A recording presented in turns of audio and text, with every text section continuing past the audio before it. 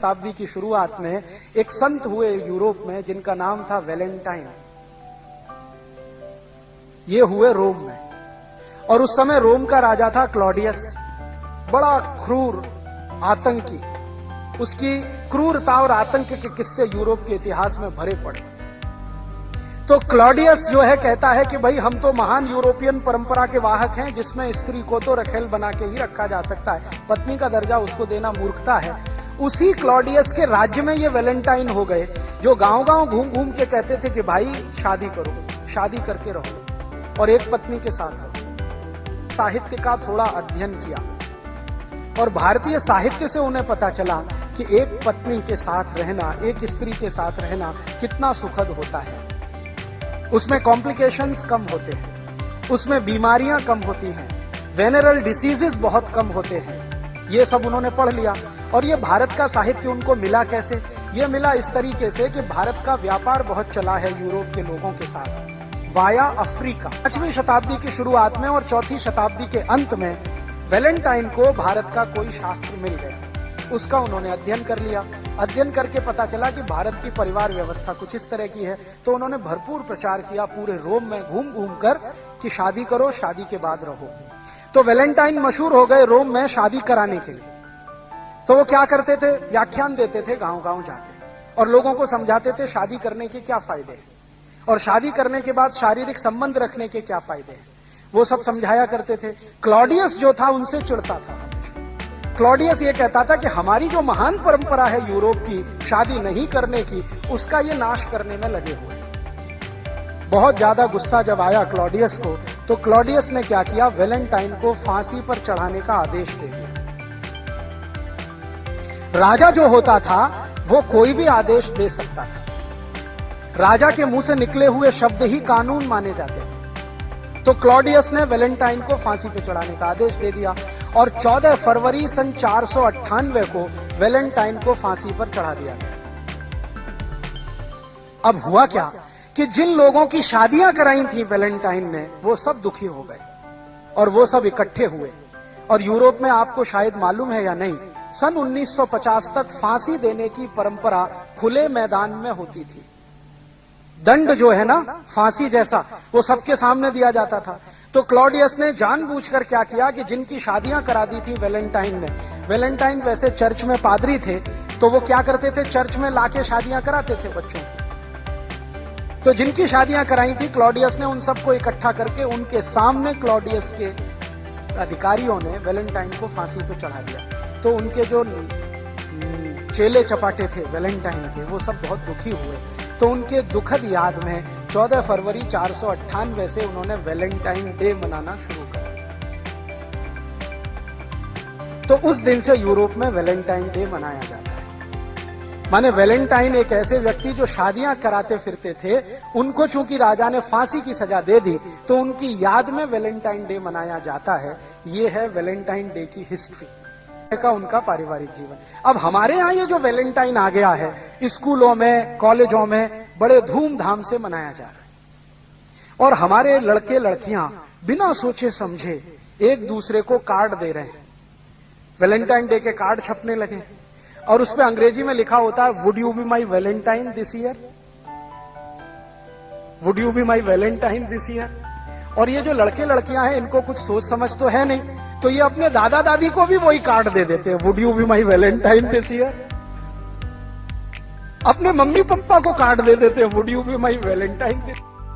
फिर उन कॉन्वेंटों में बड़ी बड़ी विचित्र विचित्र चीजें सिखाई जाती हैं। आजकल सिखाया जाता वैलेंटाइन डे, सेलिब्रेट करो वैलेंटाइन डे। ये वैलेंटाइन का किस्सा क्या है? वैलेंटाइन का किस्सा ये है कि यूरोप में, मैंने कहा ना, बच्चों को साथ रखने की परंपरा नहीं है। ऐसी ही एक बहुत खराब परंपरा है बिना शादी के साथ रहने की। एक शब्द चलता है यूरोप में, लिव इन रिलेशनशिप। माने शादी तो करनी नहीं है, लेकिन साथ में रहना है। और ये क्यों ऐसा है? इसमें छुटकारा आसान है। सवेरे किया, शाम को निकल गए, कहीं दूसरे के घर में घुस गए, फिर तीसरे के, फिर चौथे के। तो जैसे कुत्ते घूमते रहते हैं ना, ऐसे। लिव इन रिलेशनशिप माने कुत्ता संस्कृति। लेकिन मुझे कई बार लगता है भारतीय कुत्तों से भी ज्यादा खराब यूरोपियन कुत्ता संस्कृति। भारतीय कुत्ते फिर भी थोड़े वफादार हैं, यूरोप वाले तो उतने भी नहीं है। तो ये लिव इन रिलेशनशिप का चक्कर बहुत है। और आपको सुनकर आश्चर्य होगा कि पहले से और आज तक यूरोप की 70% प्रजा बिना शादी के रहती है, बिना शादी के रहते। आप अभी भी जाके देख लो, लंदन में, पेरिस में, कहीं भी। अमेरिका में तो ये प्रतिशत 78% है, बिना शादी के रहते हैं।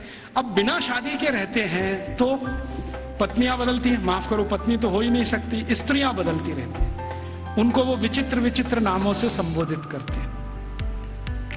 इंग्लैंड में एक नाम चलता है Mrs Lloyd, Mrs Topno, Mrs ये, मिसिस वो, माने ये उसकी रखेल है जिसके नाम से कहा। मिसिस माने पत्नी को छोड़कर कोई भी महिला जिसके साथ आप बिस्तर शेयर करते हैं वो सब मिसिस होती है। तो वहां तो ये है सारा खेल, स्त्रियां तो शादी के बिना, पुरुष तो शादी के बिना। तो कभी कभी बीच बीच में यूरोपियन लोगों को कुछ अच्छे विचार भी आ जाते हैं।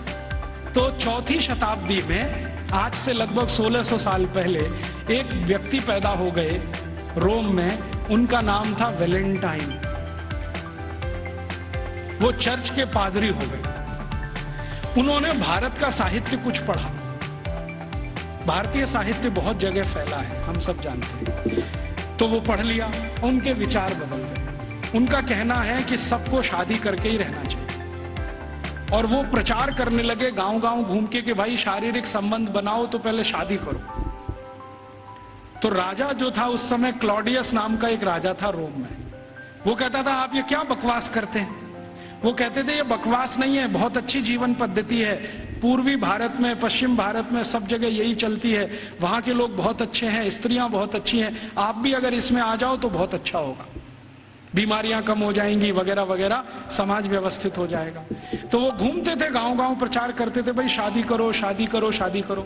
और राजा जो होता था वो रोकता था कि शादी क्यों करना, हमारी तो परंपरा है बिना शादी के रहना। तो राजा और वैलेंटाइन का झगड़ा चलता था। तो वैलेंटाइन साहब क्या करते थे कि जो भी शादी करने को तैयार हुआ उसको अपने चर्च में बुलाते थे और उसकी शादी करते थे। ये सिलसिला उन्होंने 20-25 साल चलाया। अब वो राजा बहुत परेशान हो गया, तो एक दिन उसने वैलेंटाइन को फांसी पर लटकाने का आदेश दे दिया। तो 14 फरवरी सन 498 को वैलेंटाइन को फांसी पर लटका दिया गया। तो जिनकी उन्होंने शादियां कराई थी वो बहुत दुखी हो गए, तो उनकी याद में उन्होंने वैलेंटाइन डे मनाना शुरू कर दिया। तो ऐसे वैलेंटाइन डे आया। अब उनके कॉन्वेंट में वैलेंटाइन डे मनाते हैं, अब हमारे भी कॉन्वेंट में चालू हो गया वैलेंटाइन डे, वैलेंटाइन डे। यहाँ तो कोई समस्या नहीं है शादी करके रहने की, वहां तो शादियां ही नहीं होती। अब हमारे स्कूलों में वैलेंटाइन डे मनाता है। तो बच्चे क्या करते हैं, ग्रीटिंग कार्ड खरीदते हैं, अपनी अम्मा को देते हैं, would you be my Valentine. फिर बाप को भी दे देते हैं, would you be my Valentine. इन मूर्खों को पता ही नहीं कि वैलेंटाइन थे कौन, इसका मतलब क्या है। अम्मा को पूछ रहे हैं would you be my Valentine. अभी थोड़े दिन पहले बंबई में मैं एक बुजुर्ग आदमी को मिला जिनकी 75 साल की उम्र है। उनके पास 18 ग्रीटिंग कार्ड आए वैलेंटाइन डे पर, और सब में एक ही बात, would you be my Valentine. 75 साल के बुजुर्ग आदमी से लड़कियां पूछ रही है would you be my Valentine. ऐसा अधकचरापन है। ये सब कॉन्वेंट में से हमारे बच्चे सीख सीख के निकल रहे हैं। और इन कॉन्वेंट स्कूलों में क्या क्या सब सिखा दिया। वो कहता था ना, मैकॉले ये कहता था कि ये जो कॉन्वेंट स्कूल हम चलाएंगे इनमें शिक्षा मिले ना मिले, संस्कार अंग्रेजियत के हम जरूर देंगे। तो क्या होगा, तो कह रहा है वो कि भारतवासी जितने साल इसमें से पढ़कर निकलेंगे ना, तो वो शरीर से दिखने में भारतीय होंगे, आत्मा से अंग्रेज हो जाएंगे। फिर यही हमारी मदद करेंगे और भारत को गुलाम बनाए रखने में व्यवस्था करेंगे। तो संस्कार देना है उनको तो अपना, तो वो दे रहे हैं। अब वह जो कॉन्वेंट में वैलेंटाइन डे सिखा दिया, फिर उन्होंने पता नहीं मदर्स डे सिखा दिया, फादर्स डे सिखा दिया। मदर्स डे पता है क्या होता है यूरोप में? यूरोप में एक और बहुत पुरानी परंपरा है, प्लेटो के समय से चली आ रही है, कि बच्चे जब पैदा हुए ना तो घर में तो रखने नहीं है, बाहर छोड़ देने हैं। तो उन बच्चों को माँ का दूध नसीब नहीं है। तो चर्च में जो होती है ना, सिस्टर्स होती है, वो अपना दूध उनको उपलब्ध कराती है। अब आप में से कई लोगों को यह प्रश्न होगा कि बायोलॉजिकली यह संभव कैसे है? वो नर्स तो मां बनी नहीं, तो उसको दूध कैसे आएगा? लेकिन अभी आधुनिक विज्ञान ने यह सिद्ध कर दिया है कि कोई बच्चा लगातार 2-3 दिन तक बिना विवाहित किसी महिला को लगातार स्तनपान करे तो चौथे 5वें दिन से दूध आना शुरू हो जाता है। तो उनके यहां नर्सिंग जो होती है वो सिस्टर्स के द्वारा होती है या नर्सेस के द्वारा होती है, मां नहीं करती है। लेकिन कभी कभी साल में कोई एक दिन मनाना हो तो वो मदर्स डे मनाते हैं, जिस दिन मां अपने बच्चे को दूध पिलाने के लिए वहां जाती है कॉन्वेंट, तो उनके यहां मदर्स डे होता है। ऐसे ही उनके यहां फादर्स डे होता है। फादर्स डे का चक्कर क्या है? यूरोप के बच्चे वैसे तो घर में रहते नहीं, जो गलती से किसी ने रख लिए तो उनको अपने बाप के साथ खाना खाने का अधिकार नहीं है। डाइनिंग टेबल पर अपने बाप के साथ वो नहीं बैठ सकते। बाप अपने डाइनिंग टेबल पे खाना खाएगा दोस्तों के साथ, जब वो चला जाएगा खाना खा के तो बाद में बच्चे डाइनिंग टेबल पे बैठते हैं। लेकिन साल में कोई एक दिन वो फिक्स करते हैं जब बच्चे बाप के साथ बैठे डाइनिंग टेबल पर, उस दिन वो फादर्स डे मनाते हैं। अब उनके मदर्स डे, उनके फादर्स डे, उनके ब्रदर्स डे, उनके सिस्टर्स डे या उनका वैलेंटाइन डे, उसके पीछे कुछ कहानियां हैं। हम बिना सोचे समझे अंधों की तरह से इस पे लग गए। कई बार मैं देखता हूं अजमेर जैसे शहर में, जयपुर जैसे शहर में मदर्स डे पे रैली निकाली जा रही है, प्ले कार्ड लेके बच्चियां अपने अपने हाथ में जा रही हैं, स्कूल कॉलेज उनका छुड़वा दिया जाता है, और ये सब मूर्ख सरकारी अधिकारी किया करते हैं। फिर फादर्स डे पे निकालते हैं, फिर इस पे निकालते हैं, ये सब तमाशेबाजी। ये मैकॉले हमारे यहाँ छोड़ के गया, और वो बार बार कहता था कि हमें संस्कार देना है, शिक्षा दे पाए ना दे पाए वो महत्व का नहीं, अंग्रेजियत का संस्कार देना है। तो वो दे गया। अब वो हमारे खून में घुस गया, और इतना घुस गया है कि कुछ समझ में नहीं आता ये निकले कैसे।